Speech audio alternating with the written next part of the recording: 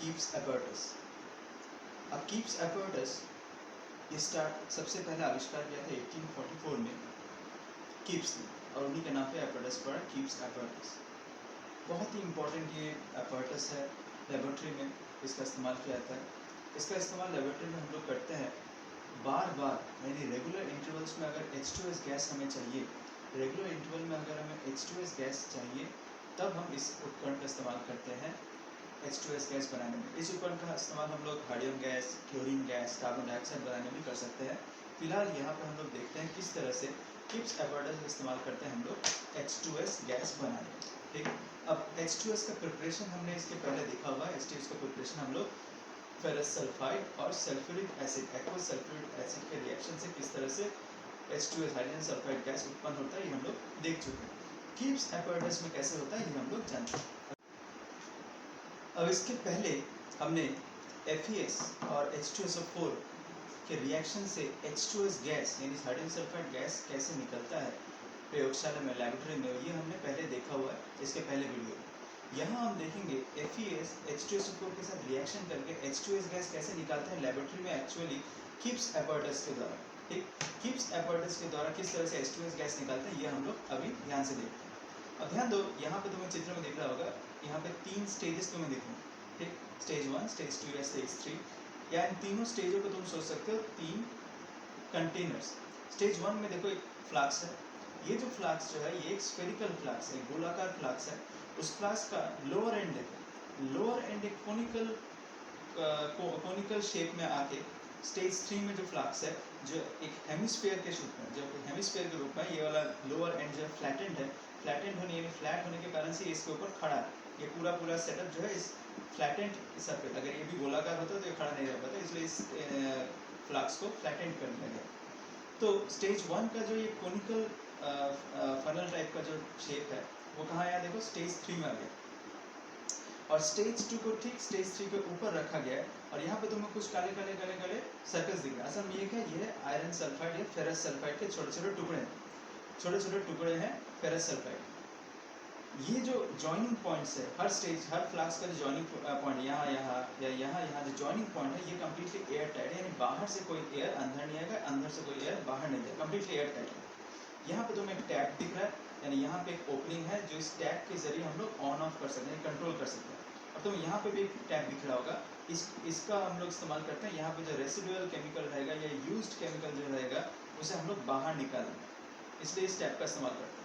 तो इसका एपर्टस तुम्हें प्राय समझ में आ गया। यहाँ पे एक और फनल टाइप का तुम्हें दिख रहा है जो हमें किसके काम आएगा, H2SO4, एक्वस H2SO4 का हम यहाँ से डालेंगे और धीरे धीरे वो आएगा यहाँ तक, यहाँ पे आके गिरेगा इस फनल के द्वारा। ठीक, तो ये एपर्टस का बनावट है या स्ट्रक्चर है। अब ये वर्क कैसे करता है ध्यान से देखो।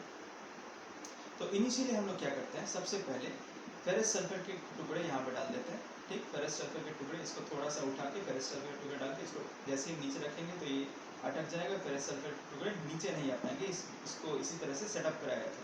ठीक, तो ये टुकड़े जो है यानी ये छोटे छोटे पीसेस है फेरस सल्फेट के, वो यहाँ अटक गए। यहाँ H2SO4 को अभी भी हमने इंसर्ट नहीं किया, डाला नहीं। यहाँ पे पूरा कम्प्लीटली एयर टाइट है, यानी बाहर से एयर अंदर नहीं आएगा और अंदर से एयर बाहर नहीं जाएगा। यहाँ से इस टैप को हमने बंद करके रखा।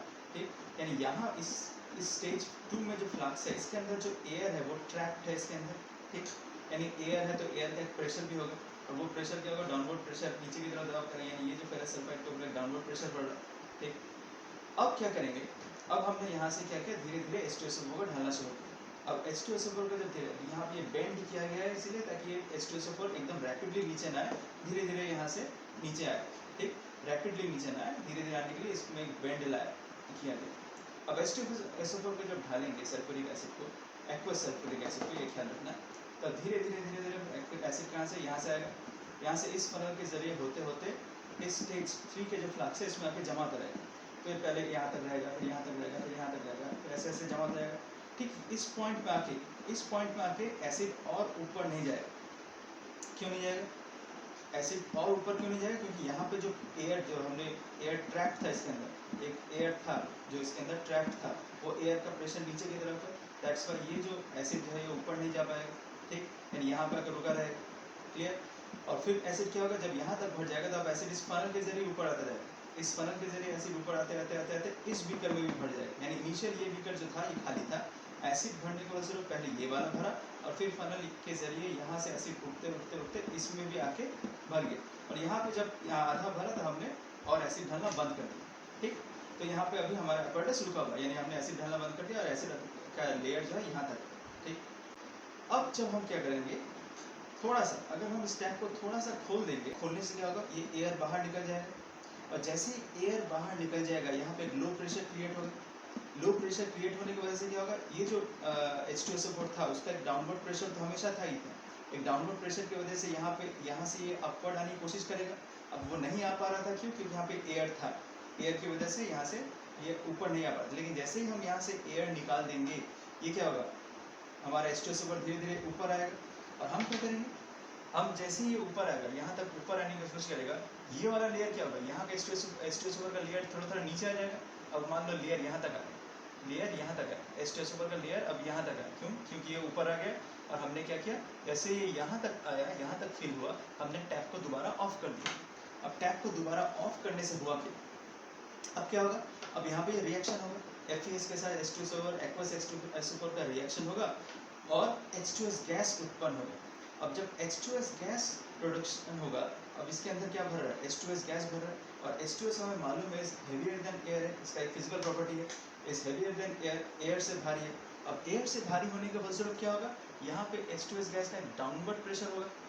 ठीक, H2S गैस का एक डाउनवर्ड प्रेशर होगा। अब वो डाउनवर्ड प्रेशर क्या करेगा, यहाँ पे जो H2SO4 था उसको नीचे ढकेलेगा, यहाँ का H2SO4 को नीचे ढकेलेगा और H2SO4 दोबारा यहाँ से ऊपर आके जिस लेवल पे था उसी लेवल पे वापस आ जाए। क्लियर, जिस लेवल पे था उसी लेवल पे वापस आ जाए। और यहाँ पे अब क्या है, H2S गैस है। ठीक, अब जब हमें जब जरूरत होगी, हम जब भी प्रयोगशाला में, लेबोरेटरी में हमें H2S गैस की जरूरत होगी, हम टैप को खोलेंगे तो H2S गैस हम लेबोरेटरी में जनरली H2S सेंसर बनाने में या इवन दूसरे सल्फर बनाने में भी हमें बहुत काम आता है H2S गैस। तो जब भी हमें प्रयोगशाला में H2S गैस का इस्तेमाल करना होगा, हम क्या करेंगे, जस्ट टैप को खोलेंगे और H2S गैस को ले लेंगे। अब ध्यान से देखो, जब H2S गैस यहाँ से निकल जाएगा तब क्या होगा, जब H2S गैस यहाँ से निकल जाएगा तब क्या होगा, यहाँ का जो प्रेशर है कम जाएगा। जैसे ही प्रेशर कमेगा तब यहाँ से ये जो H2SO4 था वो दोबारा से डाउनवर्ड प्रेशर की वजह से यहाँ से H2SO4 दोबारा ऊपर की तरफ है, क्योंकि यहाँ का प्रेशर कम गया। और जैसे ही ऊपर आएगा तब ये प्रोसेस, तब ये रासायनिक समीकरण यानी केमिकल प्रोसेस दोबारा स्टार्ट हो जाएगा और फिर यहाँ प्रोडक्शन ऑफ H2S गैस होगा। ठीक, तो ये प्रक्रिया क्या होगा, ऑन ऑफ होता रहेगा। जब ये H2S हमारा प्रोडक्शन हो गया, H2S प्रोडक्शन होने से क्या होगा, H2S के प्रोडक्शन होने से जैसे यहाँ पे प्रेशर क्रिएट होगा, H2S दोबारा गैस जो है दोबारा इस H2SO4 को नीचे ढकेलेगा और जैसे इसे नीचे ढकेलेगा, जब H2SO4 यहाँ तक आ जाएगा तब क्या होगा, हमारा ये केमिकल प्रोसेस स्टॉप हो जाएगा। और स्टॉप होने से क्या होगा, H2S का प्रोडक्शन और नहीं होगा, क्योंकि यहाँ पे ऑलरेडी H2S गैस प्रोडक्शन हो चुका है।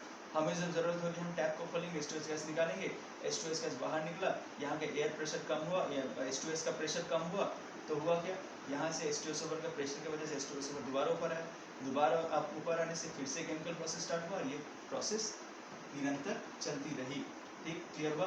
तो ये है गिब्स एपैरेटस का वर्किंग, किस तरह से प्रोसेस काम करता है प्रयोगशाला में, यानी प्रयोगशाला में किस तरह से हम लोग गिब्स एपैरेटस का इस्तेमाल करते हैं। परीक्षा में ये गिब्स एपैरेटस का वर्किंग बहुत बार आता है, इन डायग्राम के साथ इसका वर्किंग दिखाओ, तब हमें डायग्राम बनाना है, इसका लेबलिंग करना है और इस केमिकल इक्वेशन को लिखने के साथ इसका वर्किंग बनाना है।